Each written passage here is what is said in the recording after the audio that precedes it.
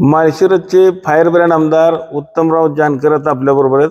आमदार साहेब, रणजित नाईक निंबाळकरांनी तुम्हाला आव्हान दिलेलं आहे की ईव्हीएम मशीन जर हॅक करून दाखवलं तर त्यांची सगळी प्रॉपर्टी तुमच्या नावावर किंवा महाविकास आघाडीत जेवढे नेते त्यांनी देखील सिद्ध केलं त्यांच्या नावावर करतो म्हणून त्यांनी तुम्हाला आव्हान दिलेलं आहे। कसं बघताय याच्याकडे? गेले 1 महिन्यापासून मी हे आंदोलन चालवतोय। जे माझ्या तालुक्यामध्ये झालं तसंच महाराष्ट्रामध्ये किती ठिकाणी झालेलं आहे आणि हा प्रकार संपूर्ण महाराष्ट्रामध्ये झालेला आहे। मी बारामतीचा अभ्यास केला, त्या ठिकाणी अजितदादा 20,000 मताच्या फरकानं पराभूत आहेत। जयकुमार गोरे 13,000 मताच्या फरकाने पराभूत आहेत। त्यांनी प्रॉपर्टी देणं किंवा न देण्यासाठी हा माझा लढा नाही, किंवा त्यांची प्रॉपर्टी मिळवण्यासाठी हा माझा लढा नाही। माझं मत आहे या सरकारला आणि निवडणूक आयोगाला दोघांनाही, एक तर राज्यातल्या सगळ्या निवडणुका घ्या, तुम्ही घेणार नाही, पण बारामती आणि मी तर राजीनामा द्यायला तयार आहे। मी 6 डिसेंबरला चैत्यभूमीवरती जाऊन त्या ठिकाणी बाबासाहेबांच्या साक्षीने सांगितले आणि आज पण सांगतो, तुम्ही सांगा दुसऱ्या क्षणाला मी राजीनामा या ठिकाणी देतोय आणि माझ्याबरोबर अजित पवारांचा राजीनामा घ्या, त्यांना उपमुख्यमंत्री पण ठेवा, ते सत्तेवर राहू द्या। सत्ता असल्यानंतर लाखाचं लीड 2 लाखाचं व्हायला पाहिजे, पण मला बघायचं आहे अजितदादा त्या ठिकाणी 10,000 मतांनी निवडून येत आहेत का ते उपमुख्यमंत्री असताना। हे चॅलेंज मी देतोय। म्हणजे पुन्हा दोघांनी निवडणुका लढवायच्या। अजितदादांची आणि माझे बाय इलेक्शन एकाच वेळेला व्हावं आणि उद्याच्या उद्या निंबाळकर असो किंवा देवेंद्र फडणवीस असो, मी त्यांना आज पण आव्हान देतोय, राज्यातलं राहू द्या, हे दोन्ही या ठिकाणचं बाय इलेक्शन घ्या, बॅलेट पेपरवर घ्या, नसेल तर ईव्हीएम मधून व्हीव्हीपॅट मधून चिठ्ठी बाहेर काढून ती चिठ्ठी मात्र आमच्या हाताने टाकली गेली पाहिजे। अशा पद्धतीनं कोणतीही निवडणूक घ्या आणि तुम्ही ही निवडणूक घेत नाही तोपर्यंत उत्तमराव जानकर स्वस्थ बसणार नाही।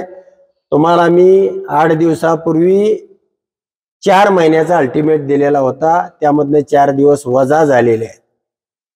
आता 3 महिने 24 दिवस एवढे बाकी राहिलेले आहेत आणि तुम्हाला मी खात्रीने सांगतो, या राज्यामधलं हे सरकार 1000% जाणार म्हणजे जाणार। आणि त्याबाबतचे माझ्याकडं ज्या वेळेला मी ते तुमच्या समोर सादर करेन त्यावेळेला राज्य उडेल, हा देश गडबडून जाईल आणि पुन्हा मात्र यांना कोणताही पर्याय राहणार नाही। आणि म्हणून मी वारंवार सांगतोय, किमान माझी तरी पोटनिवडणूक तुम्ही बॅलेटवर घ्या आणि जर घेणार नसाल तर मात्र कोणत्याही परिस्थितीमध्ये ही निवडणूक या राज्यातली होणार म्हणजे होणार। काल अजितदादांच्या आईसाहेबांनी विठ्ठलाला साकडं घातलंय की अजित पवार आणि शरद पवार एकत्र यावेत अशी त्यांनी इच्छा व्यक्त केली देवासमोर। नाही, ते कुटुंब आहे, त्यांनी कोणत्या विषयामध्ये एकत्र यावं, कोणत्या विषयामध्ये एकत्र येऊ नये, परंतु जो पवार साहेबांचा, फुले शाहू आंबेडकरांचा विचार आहे, या ठिकाणचा दलित, मुस्लिम, मराठा, धनगर, भुजबळ, पडळकर सगळे सोडून तुम्ही सत्तेवर येऊ शकता,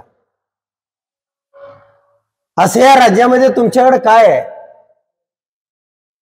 ज्या रामाच्या विचारानं तुमचं राज्य आलंय त्या रामाचं तत्व कुठं आहे? काय तुमच्याकडे न्याय आहे? काय तुमच्याकडे वचन आहे? आणि हे सगळं सोडून फक्त मशीन पळाली आणि ती मशीन कशी थांबवायची हे ह्या उत्तमराव जानकरला नक्की माहिती आहे। आणि तुम्हाला मी खात्रीने सांगतो, 3 महिने 24 दिवस हे सरकार जाणार म्हणजे जाणार। म्हणजे ह्या मशीनवरती तुम्ही अजूनही आक्षेप घेताय की हॅक झाली असेल? मशीनचे सिस्टमच, चीप हेच त्यामधला मुख्य यांच्या जिंकण्याचा हत्यार आहे। तुम्हाला मी आता सांगितलं की दलित, मुस्लिम, मराठा, ओबीसी, धनगर, पडळकर, भुजबळ सगळे सोडून हे निवडून येत आहेत, म्हणजे काय जादू आहे? आणि जे माणूस 2,000 मताच्या फरकानं निवडून येणार 80,000 लाख, जो माणूस 5,000 पडला होता 50,000, सगळे अजितदादा सहित सगळे तुमचं सरकार 250. काय चमत्कार झाला असा? त्यासाठी सरकारमध्ये तुम्ही प्रूव्ह करून दाखवा, त्यासाठी तुम्हाला त्यांनी आव्हान दिलेलं, शर्यत लावलेली. नाही, नक्कीच मी प्रूव्ह केल्याशिवाय राहणार नाही. आणि दूध का दूध, न्याय व्यवस्था तुमच्या बाजूला आहे, निवडणूक आयोग तुमच्या बाजूला आहे, देश सरकार तुमच्या बाजूला आहे, राज्यातलं सरकार तुमच्या बाजूला आहे. पण एक उत्तम जानकर काफी आहे, न्यायाचा आहे, इमानदारीचा आहे, हक्काचा आहे. आणि मी उमेदवार आहे, मी दिलेलं मत जर मला गेलं नसेल किंवा ते कुठं गेलं, हा तपासणीचा अधिकार मला नसेल, तर या देशामधल्या लोकशाहीचा खून झालेला आहे. निंबाळकरांचं आव्हान तुम्ही स्वीकारताय? 1,00,000% तुमची प्रॉपर्टी नको, तुम्ही फक्त राजीनामा देऊन मैदानामध्ये या. प्रॉपर्टीसाठी किंवा काही मिळवण्यासाठी हा उत्तमराव जानकरचा जन्म झाला नाही. न्यायासाठी, हक्कासाठी जन्म झालेला आहे. आणि तो न्याय देणार असाल तर मी 100% माझं सर्वस्व, मी 1 महिन्यापूर्वी आमदार झालोय, तरी मी राजीनामा द्यायला तयार. त्यामुळं हे आव्हान नव्हे, या राज्याची, देशाची व्यवस्था बदलल्याशिवाय राहणार. बीडच्या मस्साजोग घटनेतील 3 आरोपी अजूनही फरार सापडलेले नाहीत. कालचा जो वाल्मिक कराड आहे तो देखील खरं तर पोलिसांना शरण गेलेला आहे. कसं बघताय घटनेकडे? आता सरकारच्या आणि वाल्मिक कराडच्या काय तडजोडी झाल्या माहित नाही, पण नक्की मी तुम्हाला खात्रीने सांगतो की यामध्ये सरकार आणि वाल्मिक कराडामध्ये तडजोडी झालेल्या आहेत, की खरं तर पोलिसांनी जाऊन पकडायला पाहिजे होता. एखादा आरोपी शरण येतोय ही केवढी नामुष्की, म्हणजे सरकारची इज्जतच राहिली नाही. जर दिवसा ढवळ्या खून करून, आणि अशा पद्धतीचा खून, सगळं राज्य हादरून गेले, आणि त्याचा आरोपी असा दिमाखामध्ये येतोय, आणि CID ऑफिस पर्यंत त्याला वाटत कुठली सुद्धा पोलीस चौकी लागत नाही. पुणे हे महाराष्ट्राच्या मध्यभागी आहे, चारी बाजूला 300-300, 400-400 किलोमीटर महाराष्ट्र आहे, आणि तो त्यातनं पास करून मध्य प्रदेश, उज्जैन मधून येतोय. त्याच्यावरती फक्त खंडणीचाच गुन्हा दाखल आहे अजूनही. नाही, त्याच्यावर नव्हे, आकाचा आका सगळ्यावरती त्यांना आरोपी केलं गेलं पाहिजे, ताब्यात घेतली पाहिजेत, आणि कुणी किती जवळचा आणि कुणी किती लांबचा. म्हणून मी म्हणतो की तुम्ही अन्यायाचं हे थैमान मांडलेलं आहे, तुमच्यावरती लोकांचा विश्वास राहिला नाही. आरोपी होऊन पोलीस चौकीमध्ये येत असेल तर त्याचं धाडस कसलं? खरं तर त्याला पकडायला पाहिजे होता. आणि पोलीस माझं काय करू शकत नाही ही हिंमत घेऊन आलाय तो. हे काय करू शकतात माझं? मीच राज्य बदलवून टाकेन, माझ्या हातामध्ये बीडचा मी हुकमी काय, कोण आहे त्याच्या मागे? बीड मी चालवतो. 6 आमदार तुमचे आहेत ते माझ्या इशाऱ्यावरती निवडून येतात. तुम्ही काय माझं वाकडं करू शकता? मी स्वतः चालत येतो, मला तुम्ही पकडू शकत नाही. मी आलोय, मी फक्त तुमची इज्जत वाचवायला आलोय, ह्या दिमागात आणि थाटात आलाय. कोण आहे ह्याच्या मागे? सगळ्या महाराष्ट्राला माहिती आहे. हे सांगितलंच पाहिजे असं नाही, शोधून काढावं. सरकार आहे, ग्रह आहे. आणि जर तुम्हाला शोध लागत नसेल तर ती काही दिवसासाठी खातं माझ्याकडे द्या, मी चालवतो. आणि नाही जर पाळामुळं त्याची शोधून काढेना,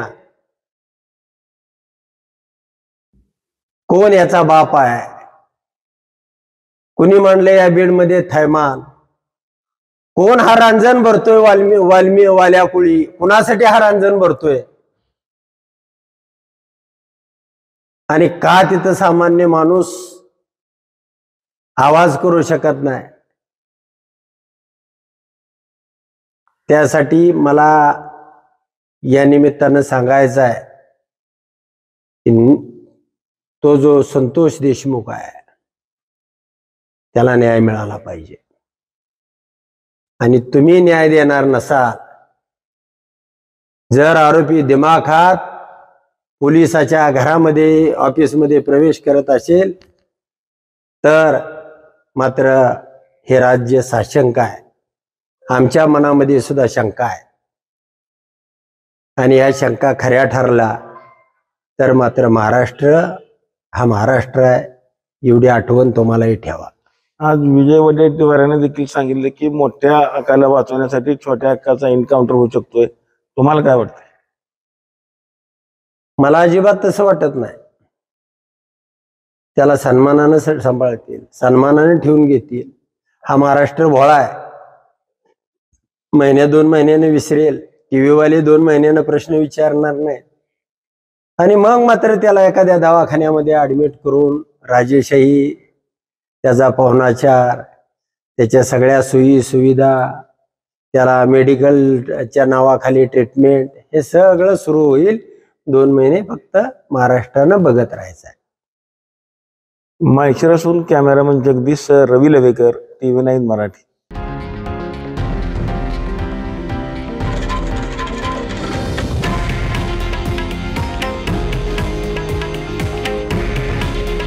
हे आहे देशातील नंबर 1 न्यूज नेटवर्क आणि आपण पाहत आहात TV9 मराठी.